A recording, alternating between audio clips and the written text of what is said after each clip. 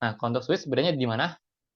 Kalau di bahasa C itu kan nggak bisa pakai case, isinya itu string, itu nggak bisa. Gitu. Nggak bisa string, minimal tuh karakter atau nggak angka gitu. Kalau di bahasa C kan. Tapi kalau di Java, kalian kalau mau masukin string itu bisa. Atau misalkan kalian kalau mau masukin boolean gitu ya, true atau false. Case true dia apa, case false dia apa gitu. Itu bisa juga. Jadi Java ini lebih fleksibel gitu. Karena itu bisa masukin string di sini gitu. Jadi kalau misalnya aku isi string city-nya Jakarta ya udah dia Bekasi bukan ya udah skip. Alhamdulillah bukan skip Jakarta ya udah dia print Jakarta. Dia siswa Jakarta ini. System.out println Jakarta. Habis itu break berarti ya udah kena break ya dia stop lakuin switch-nya gitu. Kalau aku nggak break dia bakal lanjut lagi ke bawah. Dia print lagi nih yang system.out println default gitu. Tapi kan aku break ya udah berarti dia stop di sini gitu. Kayak switch di C aja ya kayak biasa gitu. Nah, ini juga ada lagi tambahan, ada satu lagi kalau repetition yang di Java ya. Kalau di C kan cuma tiga, nggak ada lagi kan. While, dual, for. Nggak ada lagi yang keempat. Kalau di Java ada lagi yang keempat. Yang kadang kita bisa pakai nih untuk mempercepat kita. Namanya itu for each. Nah, ini aku mau tahu ya, kan pernah belajar atau enggak di Python ya. Python juga ada sih harusnya for each nih gitu. Jadi ini tuh gunanya itu untuk cara cepat melakukan loop dalam satu array. Biasanya kita lakuinnya kan i sama dengan 0. I lebih kecil dari size array-nya, ya udah i plus plus. Nah, itu kan agak panjang gitu ya. Nah, kita bisa singkat dengan cara pakai for each ini. Gitu. Misalkan aku punya array, ada 10, 20, 30, 40, 50. Aku pengen print semua isi array-nya. Satu persatu gitu ya, dari indeks 0, indeks 1, indeks 2, indeks 3, sampai indeks 4. Dan indeks itu aku ada lakuin enter gitu ya. Nah, caranya gimana? Kalau cara biasa kan kita kayak gini ya. Kita bikin dulu size-nya berapa, atau enggak kalau mau langsung juga di sini juga bisa gitu ya. Tapi kalau kalian mau cari size-nya, kalau di Java, anaknya ini, kita kan bisa pakai function gitu ya, arr.length. Gitu.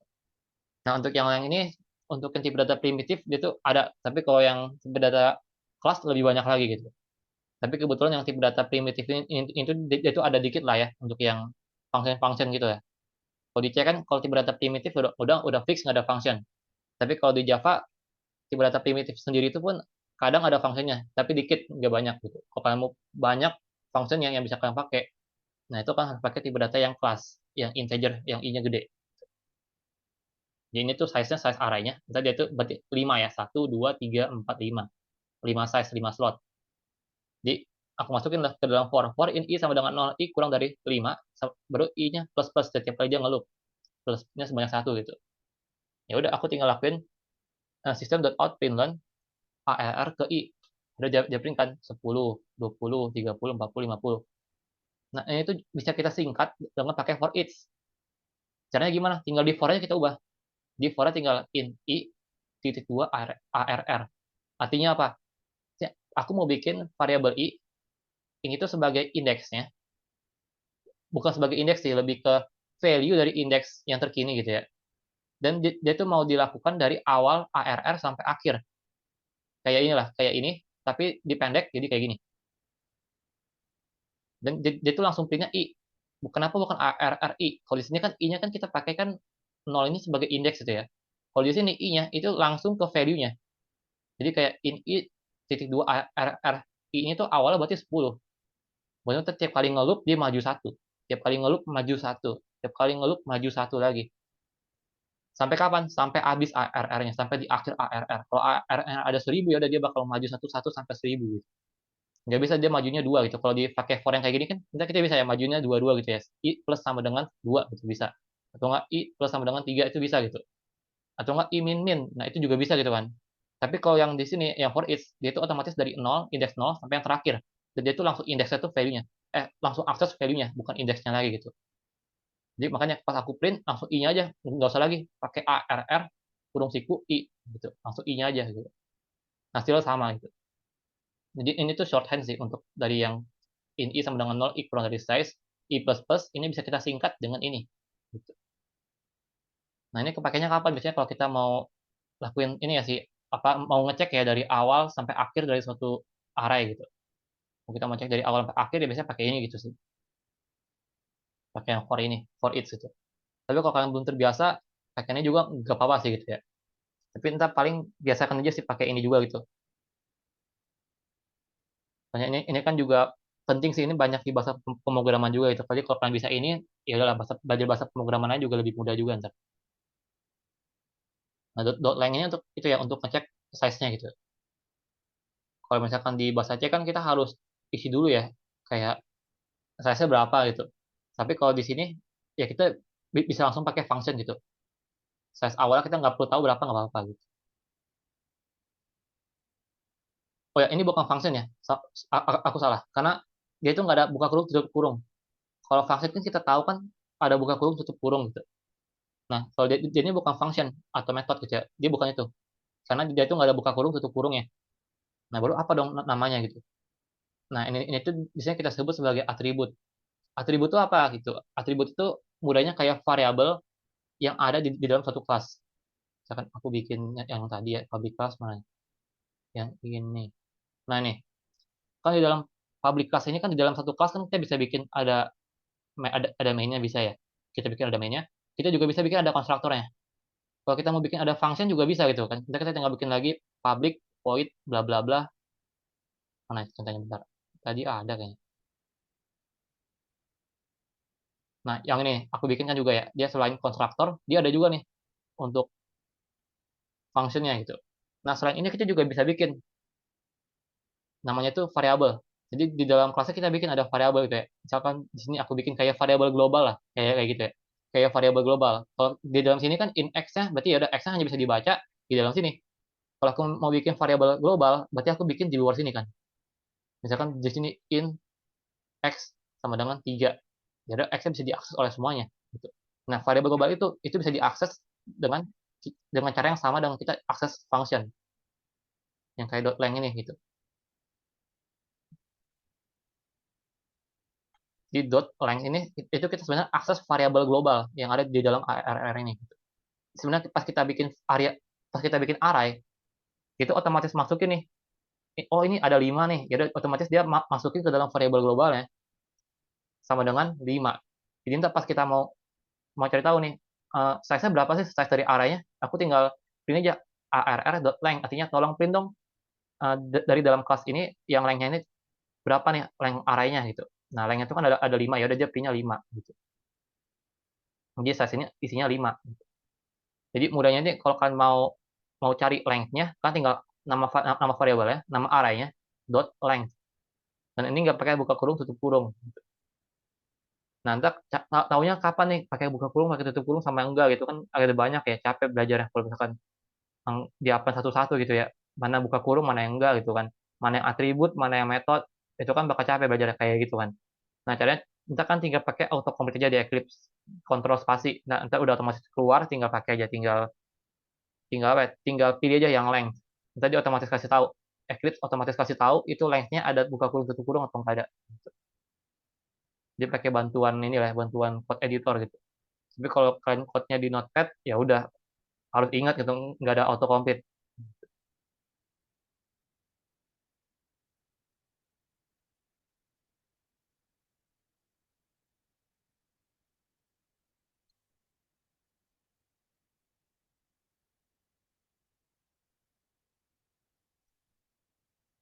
Oke, sorry, ke close.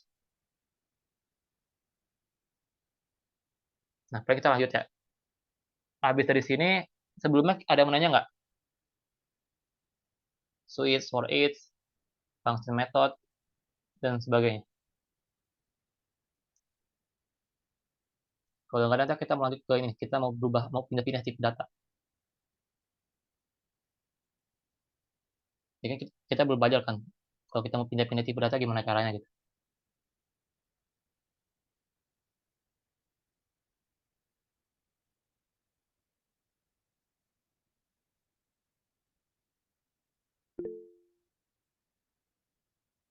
Nggak ada kayak if else if gitu ya kak. Apa aku kelewat tadi? Ada. If else if itu yang kayak di C sih sama aja ya. Nih selection if else switch itu ada di Java. Cuma bedanya itu sih sama aja kayak C. Jadi gak ada bedanya. Kalau untuk if sama else-nya sama aja kayak kalian baca di bahasa C. Di apa yang kalian baca di bahasa C kebanyakan kalian pakai ulang sih di Java gitu.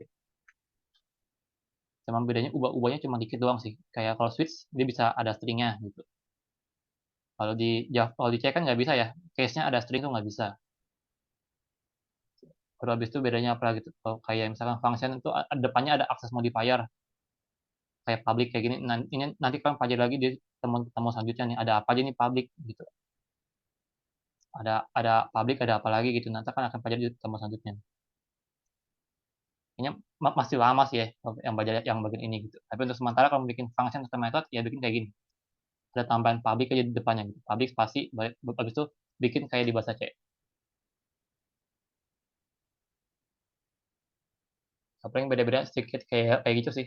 Kayak kalau bikin array juga ya arahnya bikinnya sebelum namanya gitu bukan sesudahnya kalau di C kan sesudahnya kita bikin kalau di Java kalau bikin array itu di sebelumnya dan itu nggak ada slotnya kalau mau kasih tahu slot itu bikinnya di bagian value-nya kita pakai new tipe datanya apa masukin slotnya kayak gitu sih jadi bedanya cuma di situ doang kalau Java sama C dikit-dikit doang sih.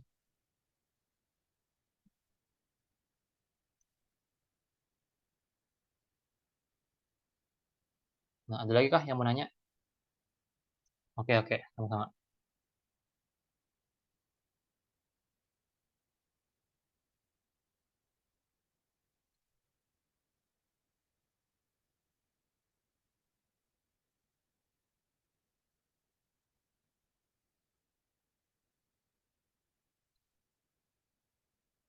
Ya ada karena nggak ada aku lanjut lah paling ke casting.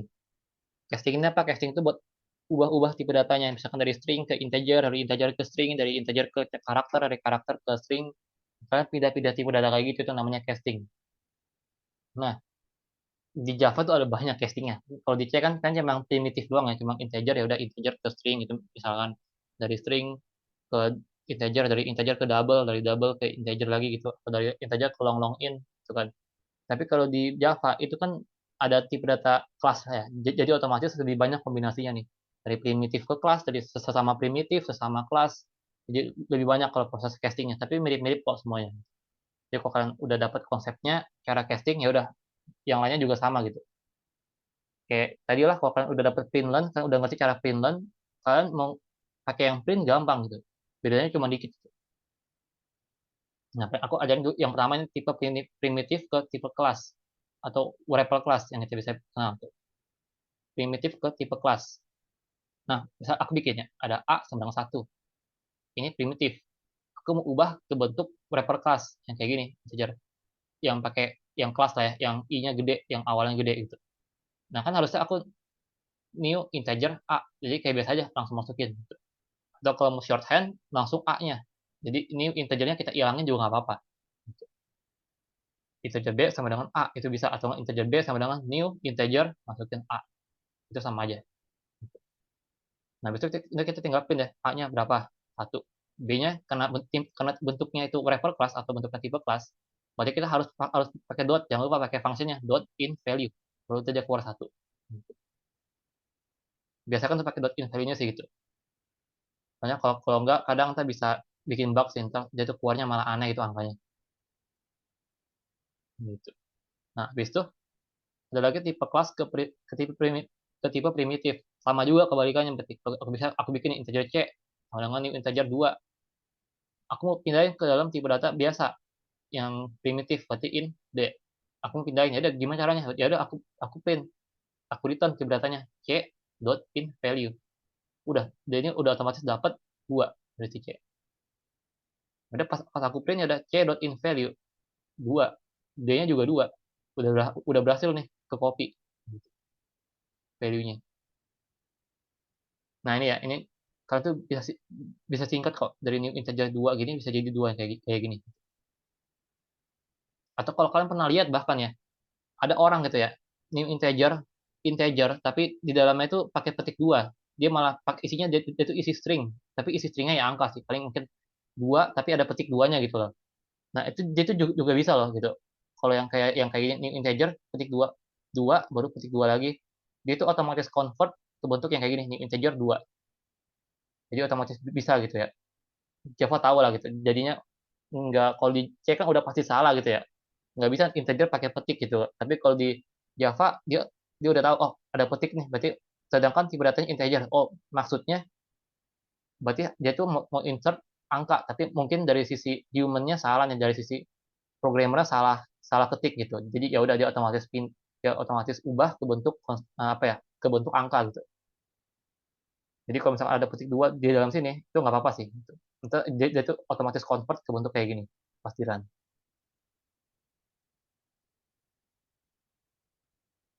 Nah, itu kalau kita ubah dari primitif ke kelas dari kelas ke primitif.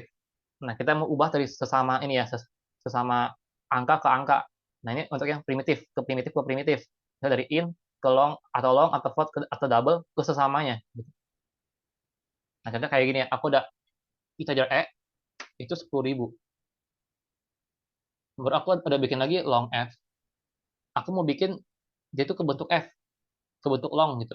Nah, gimana caranya? Ya udah, aku tinggal pakai casting aja kayak di bahasa C, sama aja kayak di bahasa C gitu ya. Long, buka kurung, long, tutup kurung, baru nilainya berapa? Gitu. Nah, ini aku pangkat 3 kayak gini karena ini ya, karena long ini kan lebih besar dari in ya. Jadi aku buat gimana dia tuh kapasitasnya tuh udah pasti lebih besar dari in sebagai bukti gitu loh. Kalau ini tuh berhasil. Ya kan angkanya 4 ya. Kalau integer tuh kan maksimal 9 gitu. Nah, 4 kali 3 ini 12 nih di sini. Nah, itu integer nggak bisa nampung. Yang bisa nampung hanya double atau enggak long gitu. Nah, karena di sini udah ketampung berarti udah berhasil nih. Castingnya udah bener kayak kayak gini. So, aku mau ubah ke float nih gitu ya. Ya udah akhirnya aku tambahin 0,1 gitu ya sebagai bukti ini tuh float. Soalnya kalau integer atau long kan nggak bisa berkoma gitu ya. Akhirnya aku tambahin 0,1. Nah, pas udah ditambahin, aku ubah ke bentuk float. Aku tampung deh ke dalam G. Pas aku print, ya udah dia dapat 0,1 kayak gitu. Jadi kayak kayak gitu sih kalau misalkan mau pindah-pindah testing gitu ya. Kalau mau pindah-pindah tipe data. Nah, kalau misalkan yang tipe kelas gimana yang wrapper kelas? Sama juga. Cuma bedanya kalau apa ya? Yang wrapper kelas itu ada new-nya kayak gini. Dan kalau kalian mau shorthand, ya udah tinggal dihilangin aja new-nya gitu. Jadi sebenarnya sama aja sih ya. Kan mau yang tipe primitif, mau tipe yang wrapper class atau yang tipe kelas itu sama aja cara cara printnya gitu. Cuma bedanya kalau pas kalian mau return value-nya itu kan pakai dot in value. Kalau yang di sini kan kalian nggak perlu ya gitu ya. Kan tinggal print aja pakai nggak perlu lagi pakai dot in value, dot out value, dot double value, nggak perlu kayak kayak gitu. Tapi kalau kalian pakai yang tipe kelas emang lebih banyak function. Tapi tetap pas kalian print ya kan harus pakai lagi in value, long value, out value kayak gitu sih. Nah, yang di sini tuh aku nggak pakai ya, yang kalau kalian lihat ya yang M. Padahal dia tuh tipe datanya kelas. Nah, ini tuh kebetulan bisa ya, yang di sini 10.000, 10.000 itu. Ini kebetulan bisa gitu. Tapi biasanya kalau misalkan biasanya kalau yang problem tuh kalau di if sih, kalau kalian masukin di if M sama dengan 10.000, nah biasanya itu dia ke skip tuh, dia nggak masuk tuh. Kenapa nggak masuk? Karena biasanya kalau di dalam selection aku nggak tahu kenapa ya. Kalau di dalam selection tuh M ini kadang isinya itu bukan value-nya ini gitu. Jadi kita harus bikin dulu m dot in value. Baru ntar di if-nya atau di dalam selection-nya baru berhasil kayak gitu. Tapi kalau untuk yang print dan kayak gini, untuk ngeprint kayak gini, kayaknya sih kalau misalkan pakai variabel langsung bisa gitu ya. Cuma aku biasanya prefer pakai yang kayak gini sih, yang pakai function kayak gini ya, long value atau float value biar lebih aman aja gitu. Jadi hasilnya sama aja gitu ya. Kalau kita mau nge-casting, tinggal pakai ya, pakai buka kurung, tutup kurung, dalamnya tipe data targetnya. Kayak di C aja sih gitu. Modelnya kayak kayak di C gitu. Nah, sekarang dari tipe data angka, kita mau pindah ke dalam tipe data yang bentuknya kayak huruf atau karakter gitu ya. Nah, gimana caranya? Misalkan dari int ke char gitu. Ya udah sama. Ini aku masukin dulu di int-nya. Berapa nih nilainya? 65. Nah, ini ASCII dari si huruf A kapital. Aku mau ubah ke bentuk karakter ya. Karakter I sama dengan karakter char dari si H. Berarti aku minta uh, karakter apa yang ASCII-nya itu 65. Ya udah kan karakter A. Ya udah berarti entah si I ini itu nilainya A. Jadi entah pas aku print H itu 65, I-nya itu A gitu. Jadi misalkan kalau pas ujian kalian ada berhubungan dengan ASCII nih gitu ya. Nah, kalian karena lupa nih ASCII-nya apa dan nggak boleh kan buka-buka web gitu ya. Apalagi kalau di record gitu, kan nggak boleh ya buka web ascitable.com baru kalian cek ASCII-nya berapa gitu. Ntar kan ketahuan tuh bisa dikira nyontek. Nah, kalian bisa manfaatin yang fitur ini gitu. Jadi kalian tuh bisa tahu tapi lewat codingan gitu. Jadi kalian kayak cari tahu nilai ASCII-nya lewat codingan ini gitu. Jadi aku lupa nih 65 itu asli dari apa ya? Ya udah kalian bikin aja kayak gini. Kita kan otomatis tahu, oh 65 itu asli dari si A gitu. Atau kalian lupa nih, A itu aslinya berapa? Kita kan bisa bikin yang kayak gini, yang di bawah sini. Aku punya B nih, karakternya B. Aku ubah ke dalam bentuk integer. Jadi ini aslinya dari si B. Berarti 66 kan satu di atas A. Tapi pas aku print ya dapat deh B itu 66 nilainya. Kayak gitu. Nah, itu kalau dari integer ke karakter sama juga. Ini bedanya cuma pakai wrapper class ya. Berarti otomatis kalau kita mau return pakai in value, cara value dan semacamnya gitu. Secara konsep sama. Ya ini value-nya lah ya. Value-nya dari in value kan P-nya 67 nih. P dot in value berarti ini 67 aku ubah ke bentuk char. Berarti 67 itu C. Kan 66-nya A. 66-nya B. Berarti 67 itu C. 68 D dan seterusnya. Nah, ini karakter nih integernya kalau mau dihilangin juga nggak apa-apa gitu. Jadi pendek kayak gini juga nggak apa-apa. Gitu. Nah, pas mau print ya sama pakai dot in value, dot char value kayak gitu. Dari karakter ke integer juga sama yang primitif. Tinggal pakai casting aja, pakai buka kurung tutup kurung in. Gitu. Masukin char value-nya, masukin s dot in value-nya. Gitu. Dapat dia itu 68. Sama aja sih yang primitif sama yang wrapper class ya. Gitu. Nah, sekarang ini yang penting gitu ya. Ini kemungkinan kalian bakal pakai gitu entah pas ujian ataupun pas kalian bikin program Java gitu. Karena kalian tahu ya kalau string itu nggak itu satu kesatuan. Kalau ada tulisan halo 321 itu satu kesatuan, nggak bisa ditembak-tembak indeks. Oh, aku mau tahu dong indeks ke satu dari string V ini apa gitu. Kan A ya, tapi kita nggak bisa lakuin print V buka kurung siku satu tutup kurung siku itu nggak bisa gitu, error.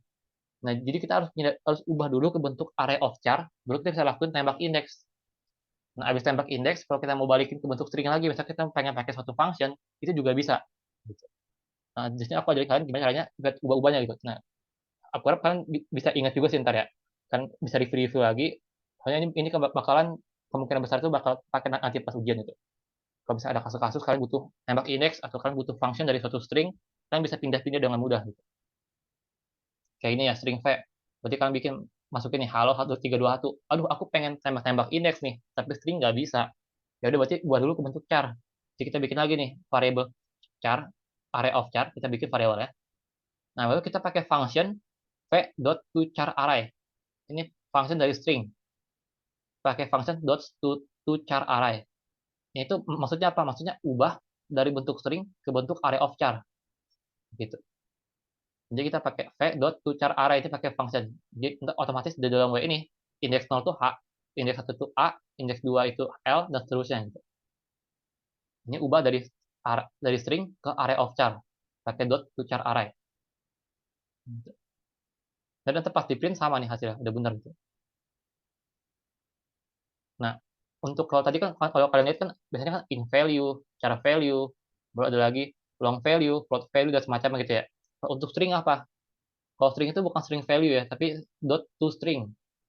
Nah, ini beda sendiri gitu ya. Kalau yang lainnya pakai tipe datanya baru value. Kalau yang di sini kalau string itu dia tuh to baru string gitu. Jadi dot to string. Nah, ini dia return tipe datanya. Gitu. Dia return value-nya, isi dari si V. Gitu. Nah, baru kalau misalkan kita pengen ubah, misalkan dari array of char, kita pengen ubah ke string. Misalkan kita punya nih, uh, punya value test 123. Aku pengen pakai functionnya nih gitu. Misalkan aku pengen ngecek sesuatu nih, aku pakai function daripada aku bikin lagi kan function ulang gitu kan. Mikir lagi algoritmanya, makan waktu lagi gitu. Aku mau tinggal pakai functionnya aja yang ada dari string. Jadi berarti aku harus ubah dulu bentuk string.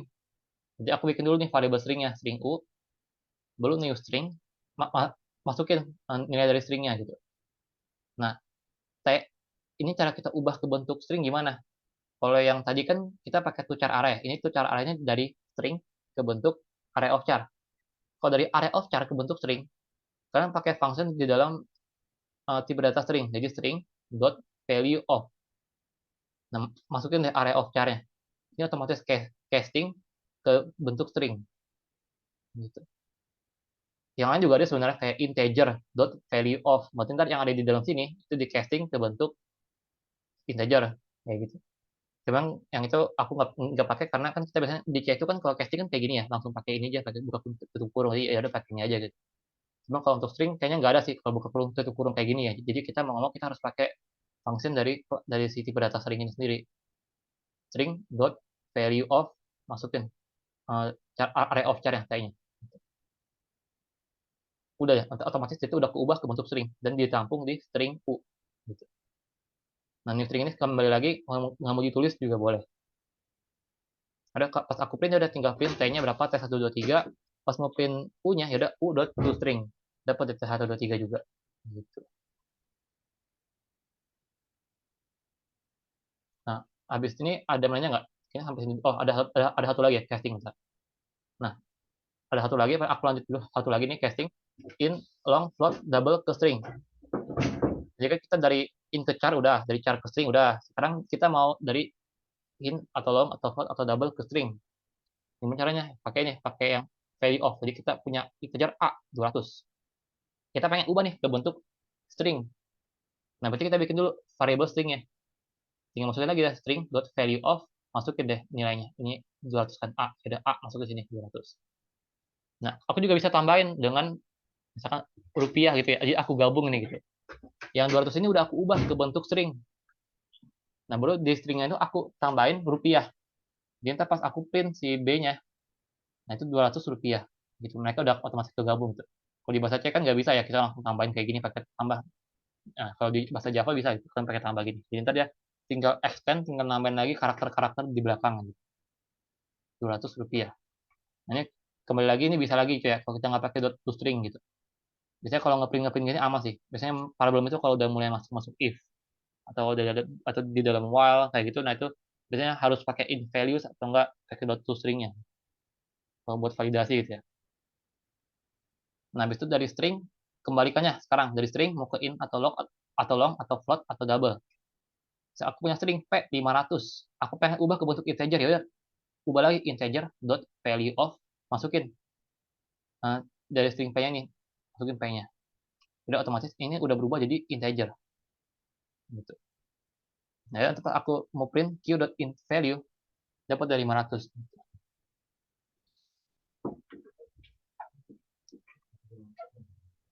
Nah, habis itu ada lagi yang ke float. Float juga sama ya. Float.value of, masukin nilainya p. Nah, float value berarti aku langsung lagi nih. Berarti setelah dia dapat, kan aku print ya float.value of. Ini kan hasilnya itu kan 500 ini. Nah, aku print lagi ke bentuk float.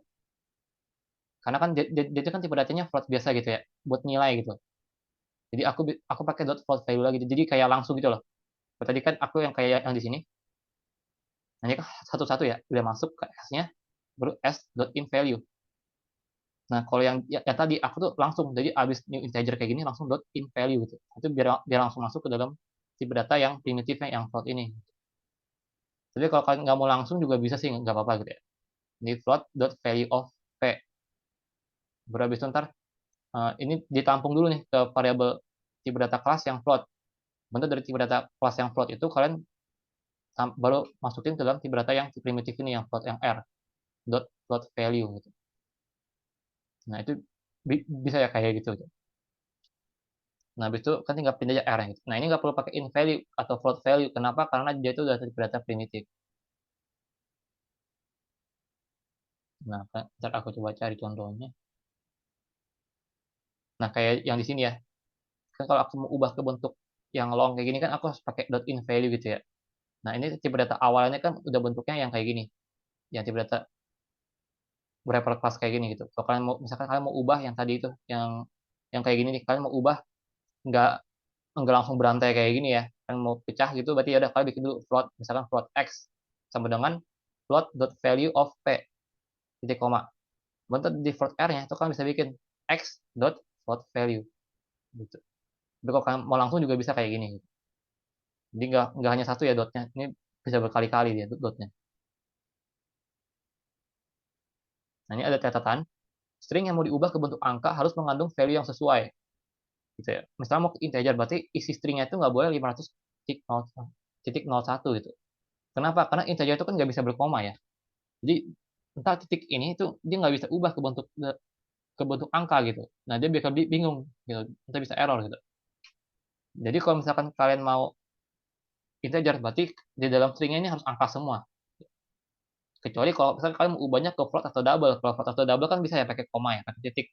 Nah, kalau float atau double ya udah kalian bisa langsung ubah 500.01 ini bisa nih dia bisa baca gitu. Karena titik ini dimengerti oleh si float sama double. Ada gitu kan bilangan berkoma di float sama double. Di integer nggak ada, karena nggak ada berarti nggak bisa pada titik kayak gitu.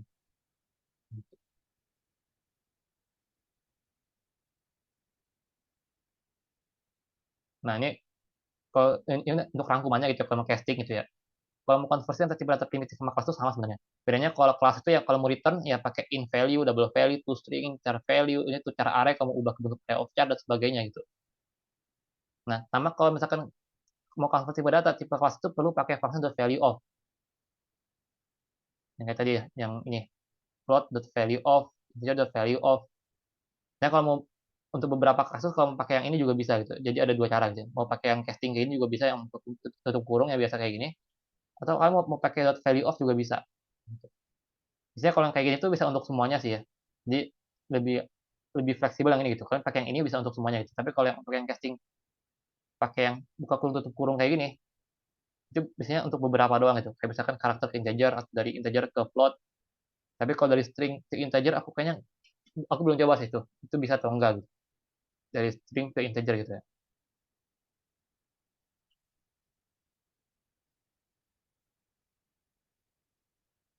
Nah, ini sih kira-kira untuk castingnya gitu ya. Untuk value of-nya. Misalnya dari mana aja ke mana aja. Ini kan tinggal ketika aja integer atau value of di Eclipse kalian, kontrol spasi otomatis keluar ntar ininya auto complete-nya. Kita bisa lihat nih, oh berarti kalau mau ke integer ini bisa dari int, dari data primitif, bisa dari string gitu. Nah ini nggak tahu ya ini kalau radix-nya apa gitu. Nah baru kalau misalkan mau ke float, oh bisa dari float, bisa dari string juga. Kalau mau ke long, bisa bisa dari long juga, long yang primitif atau bisa juga dari yang string gitu.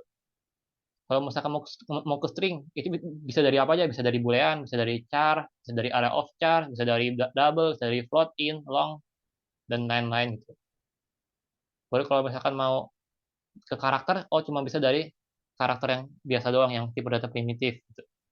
Dari sini kan bisa lihat sih, kayak tipe data casting apa aja nih, proses casting apa aja yang bisa dilakukan lewat value of ini gitu. Kayak ini kan, kayak kalau mau ke karakter yang tipe data kelas, itu hanya bisa dari karakter yang kecil, yang tipe datanya primitif, yang C-nya kecil. Tapi kalau misalkan kalian mau pindah ke integer, dari integer ke karakter gitu ya, udah berarti kalian harus harus ubah ke bentuk yang kayak gini dia pakai yang buka kurung tutup kurung gitu. Jadi kan harus lihat lagi sih gitu. Kalau yang di dot value of nggak ada, yang kayak di sini dia nggak ada listnya nih ya, dari mana ke mana. Ya udah berarti kan pakai yang buka kurung tutup kurung castingnya. Tapi kalau misalkan di sini ada ya udah kalian pakai ini aja gitu dot value of-nya. Misalkan aku mau ubah dari long ke string, ya udah aku lihat aja di sini dot value of, oh ada nih long, di sini kan ada long, ya udah pakai ini aja gitu. Udah bisa gitu. Tinggal string dot value of masukin deh variabel longnya, udah otomatis keubah ke bentuk string. Gitu. Nah, sampai situ dulu ada yang nanya nggak tentang casting ini nih?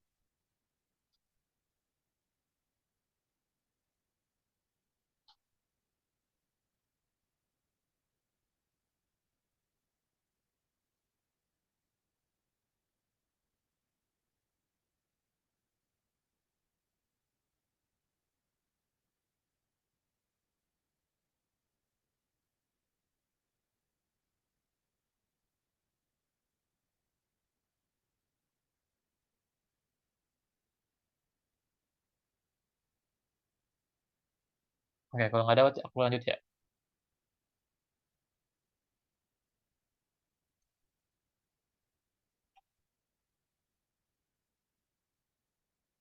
Nah, itu bentar lagi sih gitu. Jadi kalau misalnya tak udah panas, ya bertahan sebentar gitu ya. Tinggal terakhir nih error handling atau prevention. Nah, ini kelemahannya Java dibandingin C. Kalau di C kan kalian kalau misalkan kalian mau input tipe datanya in nih, kan isi string ya udah dia nggak bakal input gitu kan. Di skip sama si C-nya. Tapi kalau di Java misalkan aku nih ada bikin scan-nya tuh buat integer gitu. Jadi harusnya user tuh masukinnya integer. Dia iseng masukinnya ABC gitu kan di dalam variabelnya pas di input. Ya udah otomatis error gitu. Nggak bisa kan string ABC dimasukin ke tipe data integer. Nggak bisa. Jadi otomatis bakal error. Nah di Java itu dia tuh apa ya, nggak otomatis tahu gitu. Jadi apa yang di-input user itu mentah-mentah dimasukin ke dalam tipe datanya, ke dalam variabel lah gitu. Kalau di C kan dia bakal cek dulu ya, oh tipe datanya integer nih, yang di-input kok string, berarti ya udah dia nggak masukin, dia skip gitu. Sampai user masukinnya angka gitu. Nah, agar nggak error gimana gitu, kita pakai namanya error handling gitu. Atau untuk prevention lah ya, agar nggak error gitu ya. Nah, itu kita pakai try catch. Ini kayaknya di Python juga ada sih harusnya gitu. Yang try catch ini kalau seingat aku gitu ya. Nah, ciri-ciri error tuh kayak kayak gini ya. Kalau misalkan kalian dapat error di Java itu enak. Kalau di C kalian dapat error di tengah jalan kan nggak, dia tiba-tiba nge-crash aja programnya. Nggak kasih tahu kan itu errornya di mana gitu. Tapi kalau misalkan kalian di yang di Java itu dikasih tahu nih. Oh, errornya tuh pas jalanin bagian yang ini loh, ada di main, dia tuh ada di baris yang ada di main baris yang ke-35. Bacanya dari paling bawah ya. Dari paling bawah. Dia kan ada add ini ya, berarti ada error di sini, yang ada di dalam sini, yang ada di dalam sini. Jadi kalau kita membaca itu dari paling bawah ke atas. Jadi kalau misalkan ada kayak gini berarti oh di main nih, ada problem di main di baris 35 gitu. Nanti kita tinggal cek di baris 35 itu ada apa sih? Kok dia bisa error pas jalan itu gitu. Langsung dapat permasalahan di mana, tinggal di fix. Kalau dicek kita harus cari tahu dulu ini error dan dapat ini errornya di baris mana. Tapi kalau di Java udah dikasih tahu ini error di baris 35. Jadi udah tinggal langsung ke 35 aja, tinggal fix di situ. Kalau di C nggak dikasih tahu, harus cari tahu sendiri kayak kayak gitu. Ini enaknya Java sih gitu. Kalau dibandingin C ya. Nah, abis itu ini tuh ada error handling, ada beberapa kemungkinan gitu ya, yang bisa muncul namanya error di tengah jalan gitu ya. Contohnya kayak gini, misalkan si data input itu berbeda gitu ya. Misalkan aku ada variable in mau diisi malah diisinya sama string, otomatis error. Baru habis itu aku lagi nyari file gitu ya. Kalau kalian pernah cari di cek kan fscanf ya. Nah, kayak gitu. Nah, yang dicari itu nggak ada, file yang nggak eksis. Jadi ya udah dia bisa error. Atau nilai itu nggak hingga, tak hingga gitu ya. Jadi otomatis kayak infinity lah gitu. Nah, kalau yang kayak gitu itu nggak bisa juga. Jadi otomatis bakal error. Jadi kayak dia itu udah nggak bisa kan, kalian tahu kan integer itu kan maksimalnya 2 kali 10 pangkat 9 kalau nggak salah gitu. Nah, jadi kalau kalian taruh nilai tak hingga yang nol itu udah otomatis nggak hingga nih, lebih dari 20, lebih dari 100 nol ya. Jadi ya dia nggak bisa nampung itu gitu. Jadi otomatis error. Kecuali kalau pakai float atau double ya. Kalau pakai float atau double dia nilai tak hingga dia masih bisa gitu. Dia pakai tulisannya infinity. Jadi ada apa ya? Ada konstantanya tersendiri lah gitu. Unik nih kalau float sama double ya. Tapi kalau untuk integer itu nggak bisa ya kalau misalkan nilai tak hingga gitu. Jadi kalian bisa anggap aja kalau misalkan ada berhubungan dengan nilai tak hingga, nah ini bisa error nih kemungkinan. Jadi jangan lupa dilakukan error handling atau di prevent errornya. Jadi kalau error nanti dia bakal lakuin apa nih gitu. Jadi programnya nggak crash tengah jalan gitu. Misalkan ada akses index area yang nggak eksis, misalkan aku punya 10 array nih, aku punya satu area dengan 10 slotnya. Nah, bentar, aku ada akses indeks 10 dari area dengan indeks atau slot sebanyak 7 gitu. Jadi aku punya array slotnya itu 7. Nah, aku akses indeks 10 dari area itu. Otomatis nggak ada ya. Nah, karena otomatis nggak ada, ya udah berarti ya udah langsung crash, langsung error gitu. Atau aku juga ada ngepin atau akses sesuatu yang nol. Kalau kita pernah baca data struktur tiba-tiba programnya nge-crash, nge-crash, nge-crash. Kenapa? Karena kita ngeprint atau akses sesuatu yang nol. Ya, yang itu juga otomatis error gitu. Di Java juga sama. Cuman di Java ada error handlingnya. Jadi kalau misalkan error, dia nggak crash nih programnya. Dia ngelakuin apa kalau error gitu. Nah, kita bisa pakai yang namanya try catch nih. Format sintaksnya gimana? Ini try, masukin kodenya, kode biasa kalian, kode yang umumnya yang kalian mau jalanin ya, yang kalian mau jalanin. Baru ini catch. Catch itu apa? Catch itu adalah tempat di mana kode yang di sini itu yang ada di dalam catch itu bakal dijalankan kalau misalkan terjadi error gitu. Kalau di C kan nggak ada ini ya, jadi otomatis kalau error ya udah error nge-crash programnya, stop. Tapi kalau di Java karena kalian ada try catch, berarti ya udah kalau kalian pakai ini tiba-tiba nih program yang di try kalian ini error, kan harusnya nge-crash tuh program. Tapi nggak, karena kalian pakai try catch ya udah otomatis dia bakal langsung jalanin yang ada di catch gitu. Jadi walaupun error tapi program kalian tetap jalan gitu loh. Jadi kayak seolah-olah tuh nggak error gitu ya. Tapi sebenarnya di belakangnya tuh udah ada error. Tapi kita masukin ke dalam try catch aja gitu. Nah, di dalam case ini apa isinya? Kalau try kan kayak gini ya, try buka kurung kurung awal, masukin kodenya apa aja bebas, tutup kurung kurung awal. Baru catch lagi, kalau catch itu ada buka kurung, tutup kurung, ada parameternya ya, ada di dalamnya, ada parameter kayak if gitu. Isinya apa? Isinya itu pertama jenis errornya apa, baru sama nama errornya. Nah, itu bebas namanya. Jadi suka-suka kalian namanya. Jadi kalian ada masukin dulu nama jenis errornya. Nah, itu aku udah jelasin juga di slide selanjutnya, jenis error itu ada apa aja gitu. Tapi untuk sintaks kayak gini dulu. Nah, ada satu lagi finally. Finally ini itu apa? Ini adalah kode yang bakal dijalanin kalau misalkan salah satu dari mereka ini udah kelar. Misalkan try sampai akhir nih sukses. Nggak nggak ada masalah gitu ya, nggak ada yang error. Ya udah dia bakal print yang ada di finally ini. Begitu juga, misalkan dia tuh ada error di tengah jalan. Baru kan dia masuk ke catch kan. Pas udah masuk ke catch, udah berarti sampai akhir nggak ada error gitu. Kecuali kalau errornya double itu kan keterlaluan ya. Di try udah error, yang di catch juga error lagi gitu. Nah, kalau kayak gitu ya udah otomatis nge-crash program gitu ya. Tapi kalau misalkan di catch ini berhasil sampai akhir nggak error, ya udah berarti ntar otomatis dia print lagi yang ada di finally. Jadi finally ini tuh sebagai tanda gitu ya. Oh, try catch ini udah kelar nih gitu.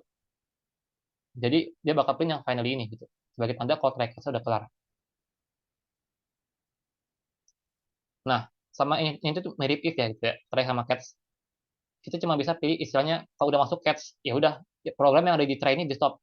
Jadi misalkan aku ada program A B C di dalam try-nya. Pas di B dia error. Ya udah yang C-nya dia bakal skip. Dia langsung masuk ke dalam catch gitu.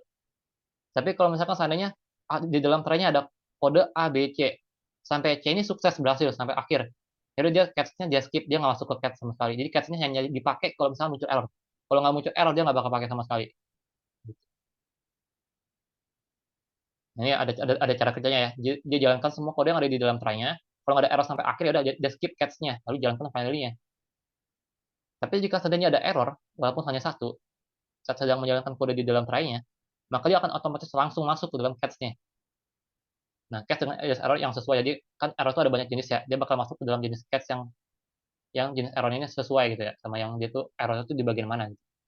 Jadi ini catch itu boleh lebih dari satu, kayak if else lah ya. Try cuma boleh satu, catch boleh lebih dari satu, finally cuma boleh satu. Dan catch ini pasti di antara try sama finally. Finally ini opsional, kalau nggak pakai nggak apa-apa. Catch juga opsional, kalau nggak pakai juga nggak apa-apa.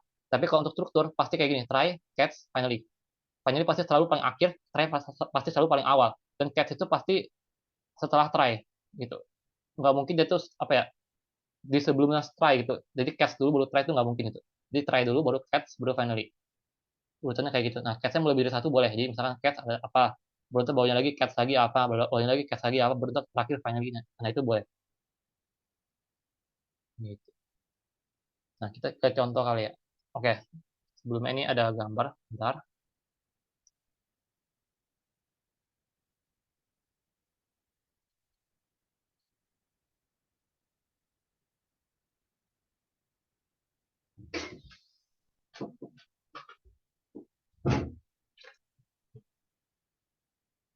Bentar, aku share screen ulang. Nah, ini kelihatan nggak ya? Atau aku gedenya sih, aku gedein kayaknya.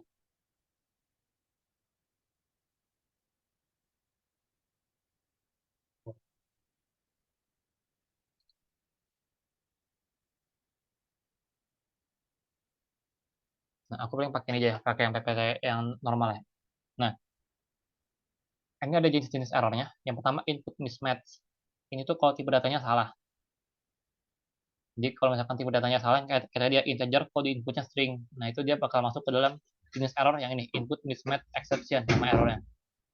Kalau misalkan perhitungannya nggak bisa dilakukan, misalkan kalian ada kalian ada hasilnya nggak ada tak hingga, tapi di dalam integer. Nah, itu kan nggak bisa.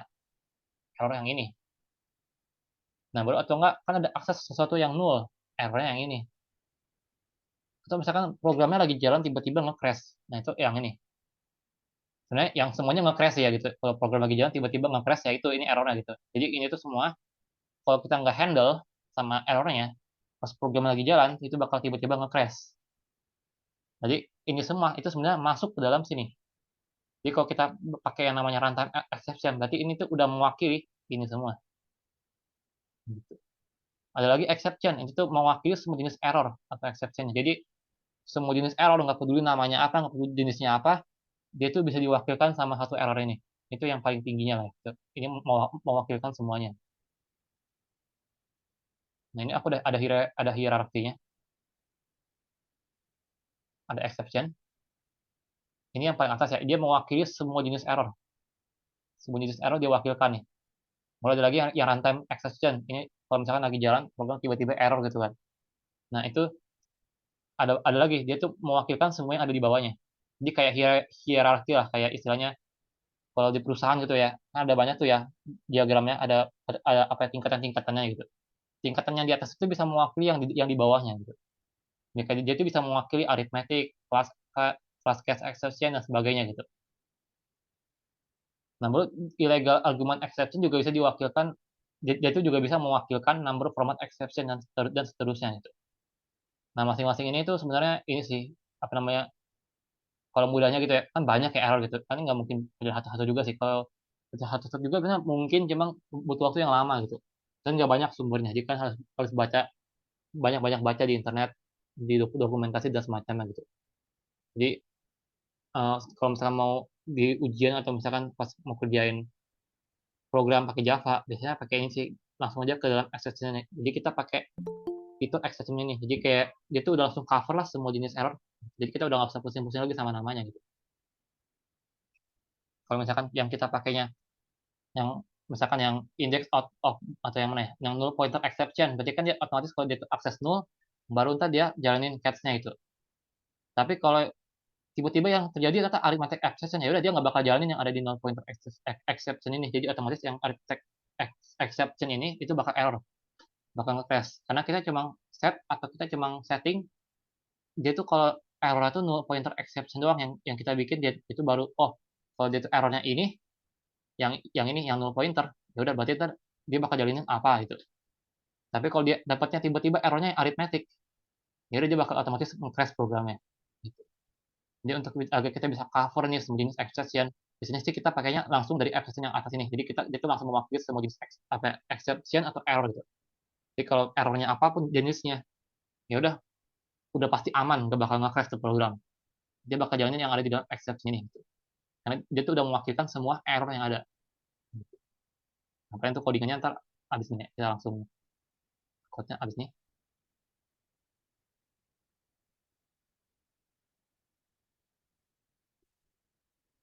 Nah, ini contoh code-nya. Terakhir sebelum kita keluar. Nah, ada scanner-nya. New scanner, kita bikin scanner untuk kita input. Habis kita input, kita ada masukin try-nya.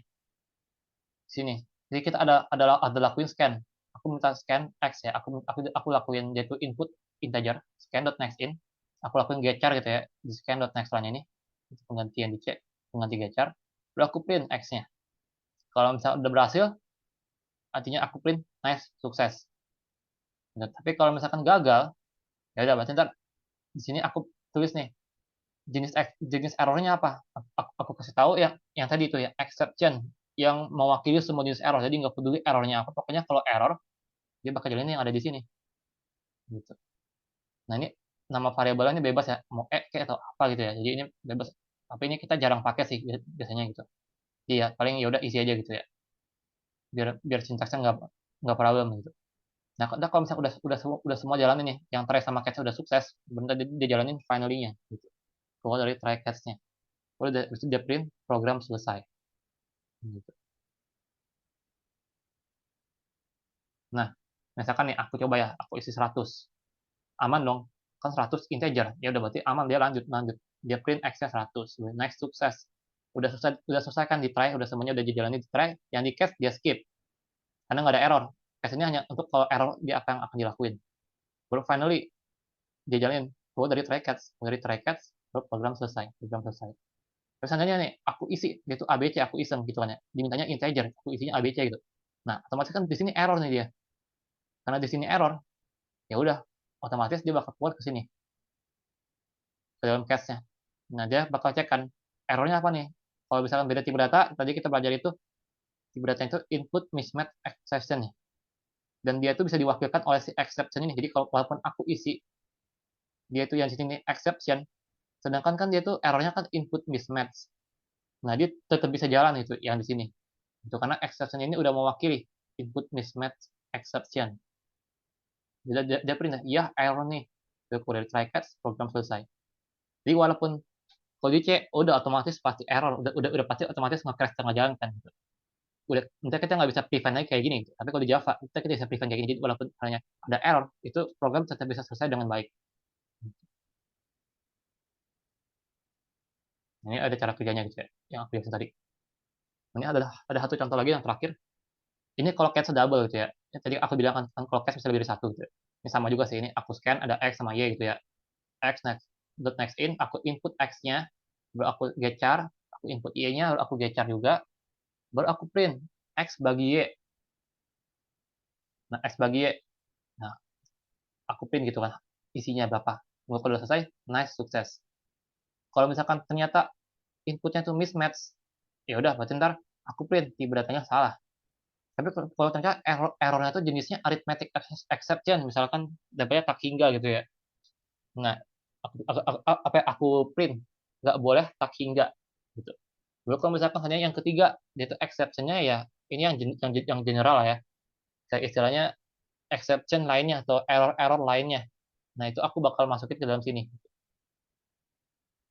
Nah, tapi kalau misalkan aku dapatnya arithmetic, itu kan dia juga termasuk ke sini kan. Nah, dia bakal jalin yang ini tahu nggak? Jawabannya nggak. Kenapa? Karena dia bakal cek dari atas ke bawah. Dia cek oh, input mismatch bukan. Dia cek arithmetic, oh udah sesuai nih. Jadi dia bakal jalin yang ada di dalam sini. Gitu. Jadinya dia udah nggak jalin lagi yang ada di dalam sini gitu. Jadi dari atas ke bawah dia lihatnya. Lalu kalau misalkan di dalam sini ada error gimana? Jadi udah dalam catch-nya dia ada error. Apakah dia akan masuk ke sini atau enggak? Jawabannya enggak. Jadi kalau misalkan seandainya di dalam sini nih ada error, ya udah dia bakal auto nge-crash gitu. Jadi kalau misalkan ada kemungkinan error ya udah tadi di dalam catch-nya kalian bikin lagi try catch lagi. Jadi try catch di dalam try catch bisa kalau kalian mau bikin lagi di dalam try catch lagi bisa. Jadi kayak nested try catch kayak gitu lah. Kayak if di dalam if di dalam if atau for di dalam for. Nah, itu kalau try catch juga bisa. Try catch di dalam try catch di dalam try catch. Nah, itu juga bisa gitu. Jadi dia itu sekali masuk catch, dia nggak bakal keluar lagi gitu. Nah, kalau misalkan selain daripada input mismatch sama arithmetic, aku bakal masukin itu yang ketiga, yaitu error. Yang ini, yang exception ini. Itu dia print error. Nah, kalau udah selesai, dia bakal print keluar dari try catch-nya. Program selesai. Nah, itu aku input ya tadi ABC. Udah, ABC kan salah ya. Pas X-nya kan ini kan integer. Nanti karena salah, dia masuk ke input mismatch. Ibu datanya salah. Gitu. Baru habis itu kalau aku inputnya misalkan yang ya 2 baru ABC. Nah, ini juga sama gitu ya. Karena Y ini kan integer, berarti otomatis nggak bisa ABC. ABC-nya kan string. Nah, jadi otomatis dia juga masuk ke yang kedua ini, tipe datanya salah. Jadi keluar, entah udah selesai catch-nya, dia masuk ke dalam finally. Kalau udah selesai catch, udah selesai finally-nya, dia masuk ke bawahnya. Program selesai. Dan misalnya aku isi X-nya 1, Y-nya 0. Nah, no problem kan ya. Itu kan sama-sama angka.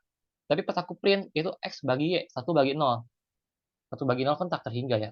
Nah, tak terhingganya dia tuh secara default bentuknya integer. Karena ini kan dari integer ya, dua-duanya ya. Integer sama integer, ya, otomatis ya udah hasilnya integer. Nah, karena integer itu nggak bisa nampung yang namanya tak hingga, itu hanya bisa ditampung oleh float atau nggak double. Nah, karena integer nggak bisa nampung, dapat error namanya arithmetic exception. Jadi dia bakal masuk ke dalam sini. Makanya pas aku isi 1 0, dia nggak print nih, dia nggak print hasilnya, malah muncullah errornya. Nggak boleh tak hingga. Lalu karena udah selesai catch-nya, dia bakal masuk ke dalam finally. Keluar dari try catch, program selesai. Gitu juga, misalkan kalau sukses, X-nya 22, Y-nya 7. 22 dibagi 7. Nah, otomatis dia bisa nih, 3. Nah, kan integer ya, aku ubah ke float. Jadi dia anggap 3 dia bulat ke bawah lah ya. 3, berapa kan harusnya 3,14 berapa, berapa, berapa lagi seterusnya gitu ya. Ini untuk Pi. 22 bagi 7, 3,14 dan seterusnya. Gitu. Tapi karena aku pakainya integer, dia bulat ke bawah, jadi 3 hasilnya. Ya udah, karena udah selesai, nice, sukses. Nah, dia udah selesai nih, sampai yang terakhir di try. Ya udah, yang di catch, dia bakal skip semua. Yang langsung masuk ke dalam finally. Keluar dari try catch, program selesai. Kayak gitu. Nah, kayak kayak gitu sih untuk yang error handling gitu. Nah, sampai sini ada yang mau nanya kah?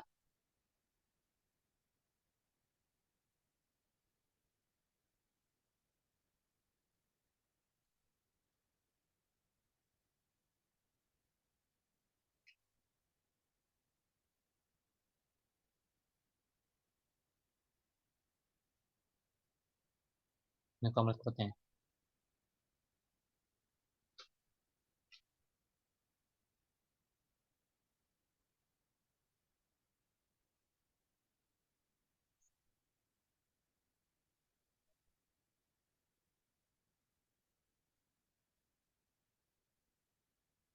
Nah, paling karena udah jam 9 juga, jadi kalau misalkan teman-teman ada yang, oh, ada yang tanya, Kak, maaf tadi dia bakal keluar error 3 yang error. Kalau apa ya? Oke, bentar. Yang ini ya, yang error 3 yang ini.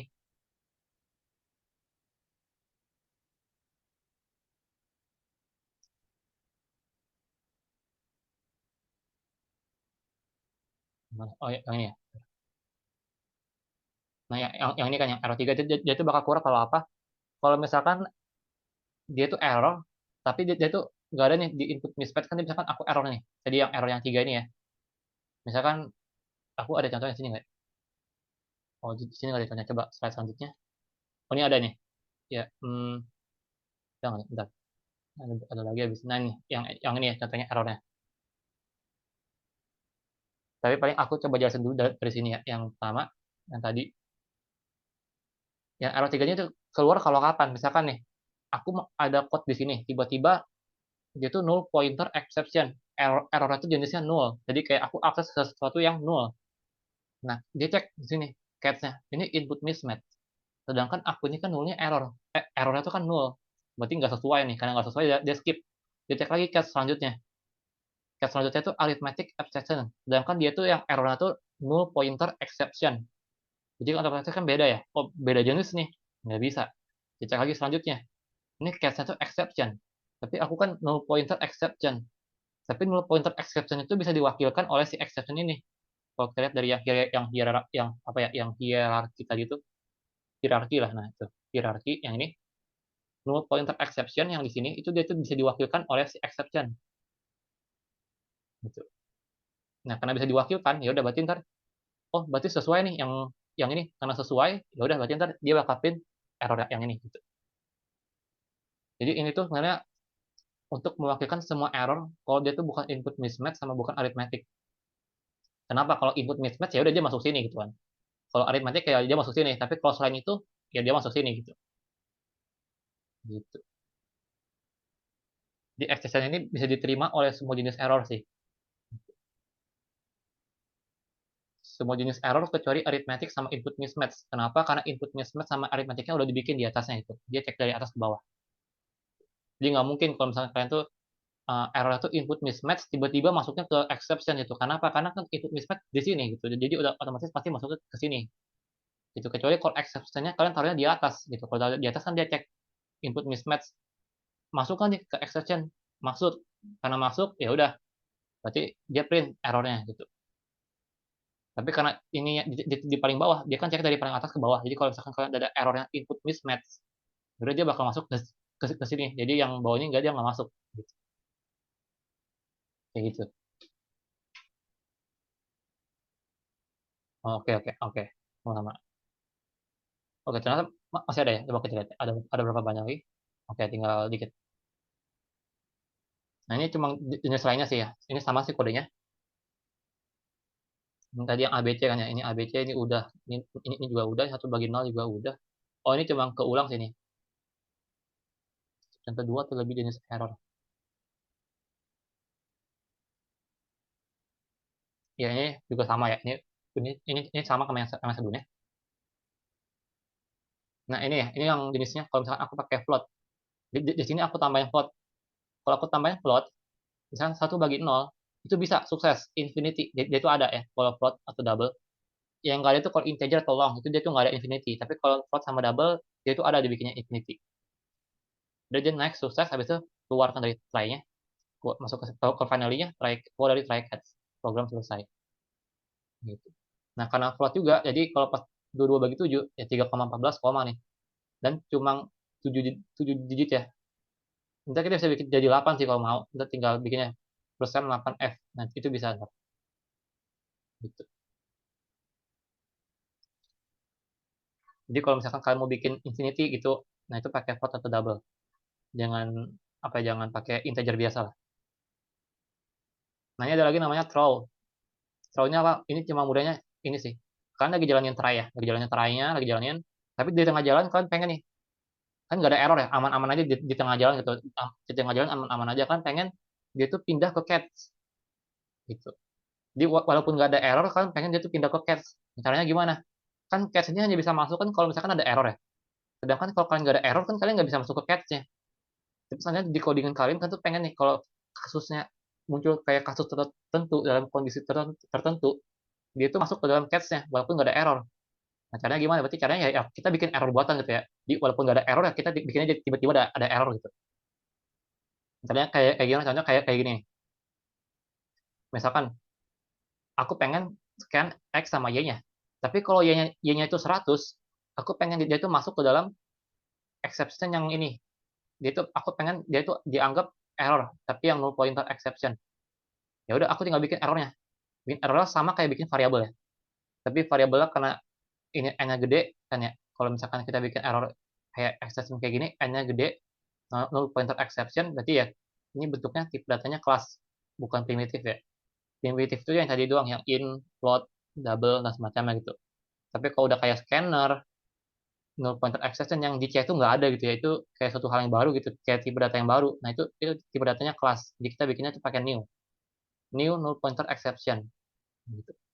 Nah kita udah bikin kan ya, yang ini null pointer exception namanya error ini bebas juga namanya null pointer exception jadi koma baru itu tinggal dilempar ya throw error artinya apa artinya programnya lagi aman-aman ya lagi aman sentosa gitu ya nggak ada problem kita throw error tiba-tiba muncul errornya gitu nah itu errornya tuh kita bikin jadi bukan karena usernya salah input atau ada bug gitu tapi kita bikin sendiri errornya tujuannya apa tujuannya agar dia tuh masuk ke catch-nya catch yang mana kan null pointer exception dia cek input mismatch nggak sesuai nggak bisa masuk lagi ke step selanjutnya arithmetic nggak sesuai masuk lagi ke selanjutnya exception nah ini kan bisa dia ini kan bisa diwakilkan ya sama si exception dari yang hierarki tadi nah karena bisa ya dia masuk ke sini gitu, gitu sih jadi ini tuh throw ini gunanya tuh sebenarnya untuk berpindah ya dari try ke catch secara paksa gitu jadi walaupun nggak ada error nggak ada apa-apa lagi aman-aman aja gitu ya kita pengen pindahin dia tuh ke catch nah itu kita pakai throw yang kita lempar tuh apa yang kita lempar tuh errornya gitu. Nah errornya itu jenisnya apa tergantung kita pengen lempar tuh error apa gitu. Misalkan kalau aku taruh di sini exception doang, ya udah dia masuk ke sini. Kalau aku pengen masuk ke sini, berarti ya udah aku masukin di sini arithmetic exception. Di sini arithmetic exception. Kalau aku pengen masuk ke sini, berarti input mismatch exception. Ya udah di sini juga sama input mismatch exception. Input mismatch exception kayak gitu. Jadi dia sesuaikan kalian mau masuknya kemana, nah dia sesuaikan di tipe datanya. Ini kalau di ujian saya jarang sih kasusnya, tapi ada baiknya kan pahami juga sih, kalau dibutuhkan udah gampang aja. Nah, kayak gini ya, 5 aku isi 100 nih Y-nya. Nah, dia malah masuk ke yang ketiga. Kan kalau secara manusia kan, emang apa problemnya gitu kan ya. 5 sama 100 gitu kan. Kan ini sama-sama integer gitu. Tapi karena aku udah bikin Y-nya, kalau Y-nya 100 ya munculin error gitu. Jadi karena dia munculin error, ya udah masuk ke sini ke cache-nya. Gitu. Tapi kalau 5-nya tuh sama 99 bukan 100, ya udah dia aman-aman aja tuh. Nggak nggak ada problem gitu. Gitu. Jadi throw-nya buat pindah dari try ke catch itu pakai throw. Gitu. Nah, ada lagi satu lagi tuh throughout, tapi dengan S. Bedanya apa gitu ya? Kalau dengan S, itu untuk mengoper atau menyampaikan atau menyalurkan error yang muncul dalam suatu function atau method ke lokasi kode yang memanggil function tersebut. Contohnya kayak gimana? Misalkan kayak gini ya. Aku code di sini ya. Misalnya aku ada bikin function, calculate-nya, yang tadi itu. Tapi dia tuh return-nya bukan X tambah Y, tapi X bagi Y. Nah, ini kan kemungkinan error ya ini. Nah, karena kemungkinan error, aku pengennya tuh try catch-nya itu bukan di sini. Kalau try catch di sini bisa juga, tapi mungkin untuk function aku pengennya try catch itu bukan di sini, tapi try catch itu di sini functionnya. Nah, kan errornya di sini, tapi try catch di sini kan beda gitu ya. Yang satu try catch itu pas belum dipanggil calculate tapi errornya itu muncul di dalam calculate-nya. Nah itu nggak bisa kan kayak gitu. Nah gimana caranya aku oper kalau misalkan di dalam calculate tiba-tiba muncul error nih. Aku mau oper errornya ke try catch yang di luarnya gitu.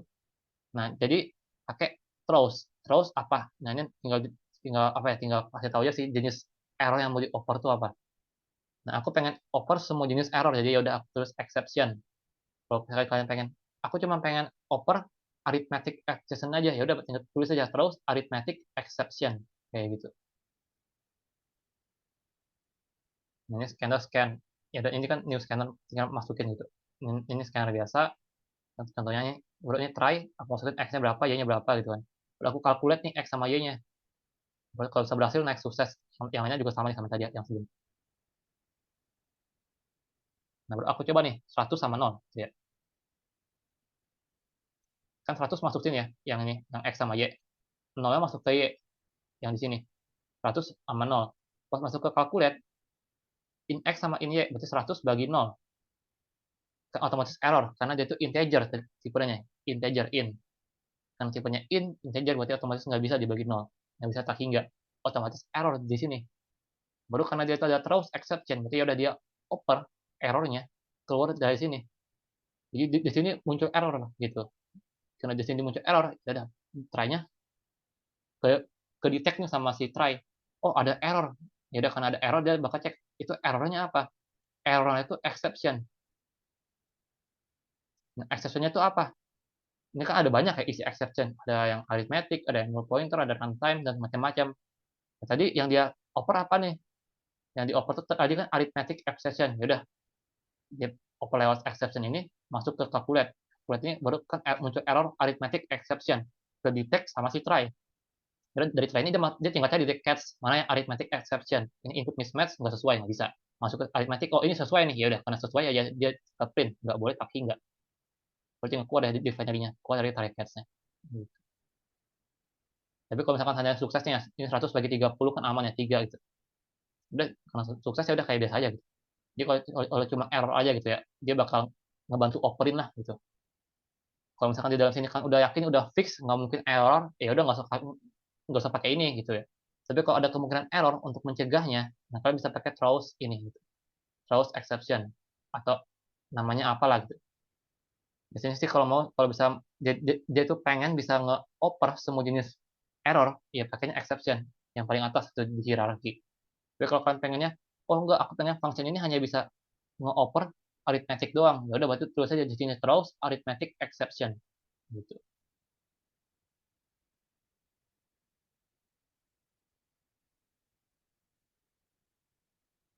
Nah ya, 100 bagi 0 ini nggak termasuk ke catch yang ketiga. Kenapa? Kenapa bukan exception ini? Padahal yang oper kan yang exception ya.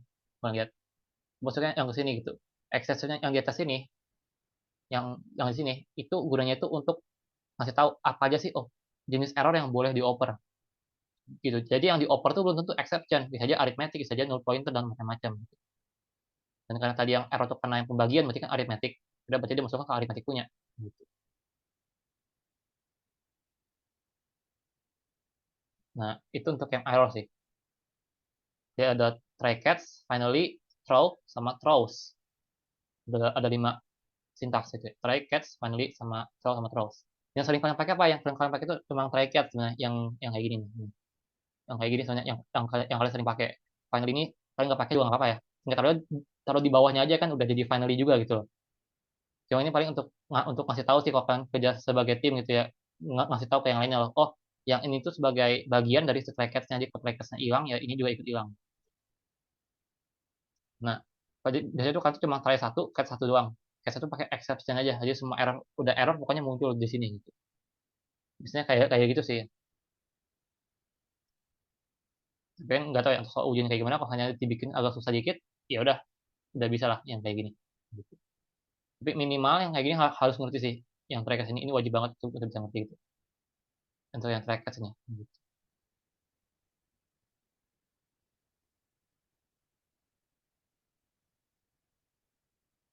Oke, ada yang menanya kah? Sebelum kita ke slide terakhir perbandingan antara bahasa C sama bahasa Java-nya. Karena udah malam juga, jadi paling ntar untuk yang instalasi dan semacamnya itu aku bikin video tersendiri lah ya, ntar aku share di grup juga. Gitu. Jadi mungkin buat yang Java-nya masih error, tiba-tiba ada muncul yang kayak unbound, ada unbound kayak gitu di Java 11-nya. Ntar aku ajar juga gimana caranya biar dia tuh bisa jalan lah di Eclipse-nya.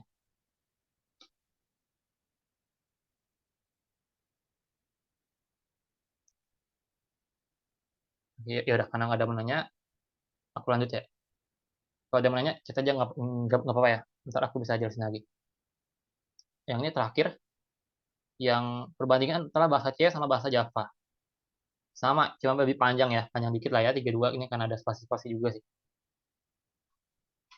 Nah, kalau di bahasa C inputnya ini sama aja kayak yang di Java itu import. Ini kita review ya dari apa yang kita pelajari. Kalau di sini in main, kalau di Java ya ini ya, public static void main. Lalu dia panggil konstruktornya. Berarti dia bakal jalanin apa yang ada di dalam sini. Gitu. Dan dia itu kalau di Java semuanya di dalam kelas. Jadi kita harus bikin dulu kelasnya. Kalau di C kan kita tinggal bikin aja in main, nggak perlu bikin kelas gitu kan. Tapi kalau di Java kita harus bikin di dalam kelas. Itu perlu dia bisa jalan. Jadi kita nggak boleh dibikinnya di luar kelasnya nih, di atas itu kita nggak boleh gitu. Jadi kita harus bikin dulu di dalam kelasnya. Gitu. Nah, bro, aku jalanin yang ada di sini itu sama aja kayak jalanin yang ada di sini. Gitu. In banyak input, in input satu, input dua, in input satu, input dua. Scan F masukin banyak input yang pakai ampersand ini kan. Sering mungkin ada yang salah, ada yang lupa, otomatis error. Tapi kalau di Java kita bikin dulu scannernya. Scannernya udah ada, tinggal kita input next in, masukin ke dalam banyak inputnya. Gitu. Ini dua baris, ini satu baris. Tapi ini lebih lebih aman sih sama lebih banyak function juga gitu. Baru while-nya banyak input lebih dari nol, banyak input dari nol. Sama gitu, sama persis ya while-nya. Scan F juga, nah ini berarti aku pakai lagi scannernya, peng input dot next in, peng input dot next in. Nah ini satu-satu gitu ya. Kayak bisa dua sekali, kalau ini enak kayak bisa persen D, spasi persen D. Berarti ketahuan nih, oh dipisahkannya lewat spasi gitu. Tapi kalau di sini nggak bisa, dia tuh harus enter gitu. Kalau kalian spasi nggak bisa dia nggak masuk. Jadi harusnya kan angkanya baru enter baru angkanya gitu. Jadi kayak kalau mau bikin dia itu bentuk kayak gini gimana? Jadi dia itu satu baris kita enter langsung masuk ke dalam dua variabel. Nanti nanti kan pelajari lagi sih di pertemuan-pertemuan selanjutnya ntar akan belajar tentang function. Jadi function-function apa aja sih yang ada di Java yang umum dipakai. Nah itu ada tuh function yang kita bikin istilahnya kayak kita input pertama kali dalam bentuk string nih. Nah, satu baris ya kita input dalam bentuk string. Nanti dari stringnya kita belah. Yang kirinya untuk yang input satu, yang kanannya untuk yang input dua. Dia lebih panjang sih emang gitu. Kalau untuk yang kayak yang satu baris ini kita harus pecah-pecah dulu gitu ya. Kalau di C kan kita kan kalau satu baris ya kita langsung kayak gini aja gitu. Mudah gitu kan. Tapi kalau di Java kalau satu baris ya kita harus input dulu dalam bentuk string, baru kita pecah-pecah, baru masukin dalam variabel kayak gitu. Nah, baru habis itu ada if else sama aja semuanya. Gitu ya. Nah ini nggak perlu pakai dot in value karena kan aku pakai tipe data primitif. Ya, tipe data primitif ya. Nah, besok banyak input min banyak input min udah sama. Di C ada return 0 karena in main ya. Kalau di sini kan void main, berarti dia nggak ada return 0 atau return apa-apa gitu. Yang singkat aku kalau ini kalian ubah in main, baru kalau di akhirnya kena ada return 0 juga, kayaknya bisa sih, singkat aku. Cuma hmm, nggak ada efek sih kayaknya kalau di terminalnya gitu. Tergantung code editor sih. Kalau kalian buka di VS Code juga, return 0 ini nggak ada efek gitu ya. Tapi kalau kalian bukanya di dev sih, nah baru kelihatan tuh return 0 ini gunanya apa gitu. Cuma sebagai penanda gitu kalau program itu berjalan sampai akhir dengan baik. Gitu. Kalau dia tuh di akhir tuh returnnya bukan 0, berarti ketahuan ada errornya gitu. Ada crash tengah jalan. Nah, kira-kira ini sih untuk convert dari bahasa C ke bahasa Java. Ini aku pakai Finland ya, jadi otomatis nggak usah pakai backslash n. Gitu. Nah, kira-kira itu sih yang udah kita pelajari. Jadi kita tuh belajar hari ini cuma sebatas sekitar kalau bahasa C-nya kayak gimana, bahasa Java-nya kayak gimana. Jadi kayak untuk code biasanya code simple lah gitu lah. Gitu. Sama tadi ada tambahan dikit kan ya tentang yang error handling. Soalnya di C kan kita kalau kita nggak mungkin error ya kalau kita input gitu. Paling errornya kalau misalkan kita masukin yang infinity dan kita akses yang null dan semacamnya gitu. Tapi kalau di Java, nah ini kan sering problem gitu ya. Kalau kita ada bikin variable integer, kita input yang string, otomatis langsung problem. Jadi ya udah kita harus belajar yang namanya error handling gitu. Jadi kalau error, gimana caranya agar kita bisa fix errornya agar nggak nggak crash tengah jalan aplikasinya. Jadi paling tambahnya cuma itu doang sih kalau selain yang dari Java ya. Selain yang dari C, cuma error handling ini doang.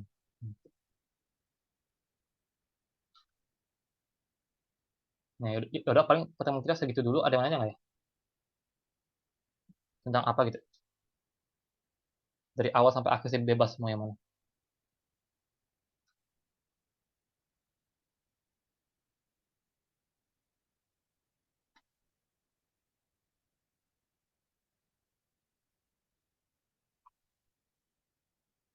Untuk link Java-nya entar aku share juga sih ya di Line lah paling, aku coba share di Line. Atau entar aku share kan di videonya aku udah bikin video juga untuk instalasinya, entar kalian kalau mau akses juga dari situ untuk linknya. Ya kalau misalkan gak ada yang mau nanya, paling kita segitu dulu sih untuk pertemuan hari ini. Thank you semua yang udah hadir. Kamu live, udah boleh live ya? Oke,